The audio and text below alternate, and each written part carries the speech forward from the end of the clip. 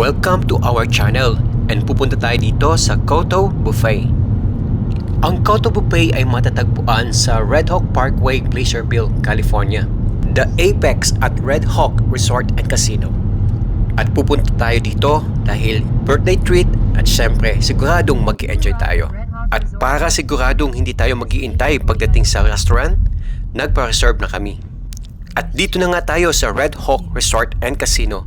And syempre hindi tayo maglalaro kundi kakain lang tayo. At dinner time nga pala ang pina-reserve namin. So bale from our place, it takes about 45 minutes. Sa 6th floor kami nag-park at dumaan kami dito sa casino. And ito lang guys ang napansin ko, masyadong maamoy ang sigarilyo sa lugar na to. Pero dadaan lang kami para pumunta sa Koto Buffet. At dumating kami ng tamang oras. Hindi kami nagmamadali. In-speed up ko lang itong video na to. At pagkababa mo ng escalator galing casino, makikita mo na itong malaking rebulto ng Hawk. At eto na nga guys, mag-check-in na tayo sa Koto Buffet. And napakita lang natin yung ating reservation.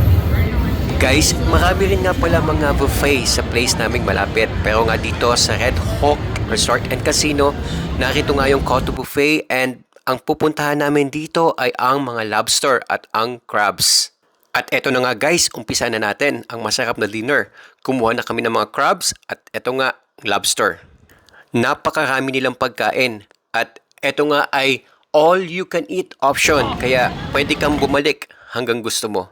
At sa totoo lang guys, konti lang ang kinain ko ng lunch para makabawi ako dito sa Koto Restaurant. At hanggang dito na lang muna guys. Kita na lang ulit tayo sa our next video.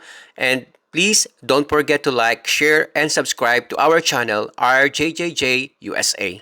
Salamat po!